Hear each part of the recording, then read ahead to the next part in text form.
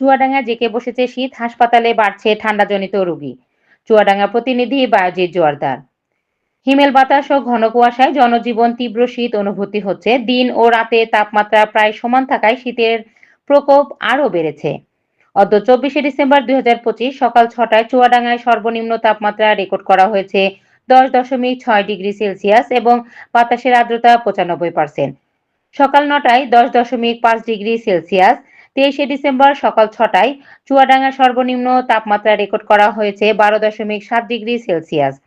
বাতাসের আর্দ্রতা 97। সকাল 9টার সময় তাপমাত্রা রেকর্ড করা হয় 12.7 ডিগ্রি সেলসিয়াস। চুয়াডাঙ্গা আবহাওয়া অফিস সূত্রে জানা যায়, উত্তরের হিমেল বাতাস, ঘন কুয়াশা ও তাপমাত্রা হ্রাস পাওয়ায় শীতের অনুভূতি বেড়েছে। দিন ও রাতের তাপমাত্রা প্রায় কাছাকাছি থাকায় শীতই বেশি অনুভূতি হচ্ছে। চলতি মৌসুমে টানা দুদিন শীতের কারণে জনজীবন বিপর্যস্ত হয়ে পড়েছে। শনিবার সকাল 6টায় সর্বনিম্ন তাপমাত্রা রেকর্ড করা হয় 15 ডিগ্রি সেলসিয়াস। রোববার তা নেমে আসে 13.6 ডিগ্রি সেলসিয়াসে। সোমবার নেমে আসে 12.3 ডিগ্রি সেলসিয়াসে। 2 দিনের ব্যবধানে প্রায় 1.5 ডিগ্রি তাপমাত্রা কমেছে।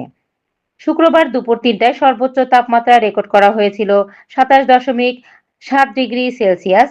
শনিবার দুপুর 3টায় সর্বোচ্চ তাপমাত্রা নেমে আসে 20.2 ডিগ্রি সেলসিয়াসে। এদিন আকাশ ছিল কিছুটা মেঘলা এবং সারাদিন সূর্যের দেখা মেলেনি। শীত বাড়ার সঙ্গে সঙ্গে হাসপাতালগুলোতে ঠান্ডাজনিত রোগে আক্রান্ত রোগীর সংখ্যাও বাড়তে শুরু করেছে। বিশেষ করে শিশুরা ডায়রিয়া, নিউমোনিয়া, শ্বাসকষ্ট সহ বিভিন্ন ঠান্ডাজনিত রোগে বেশি আক্রান্ত হচ্ছে। ঘন কুয়াশার কারণে সড়কে যানবাহনগুলো হেডলাইট জ্বালিয়ে চলাচল করছে।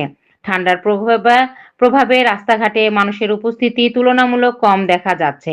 চুয়াডাঙ্গা আবহাওয়া অফিসের ভারপ্রাপ্ত কর্মকর্তা জামিনুর রহমান জানান, তাপমাত্রা হ্রাস পাওয়ায় হঠাৎ করে শীতের তীব্রতা বেড়েছে। আগামীতে তাপমাত্রা আরও কমতে পারে।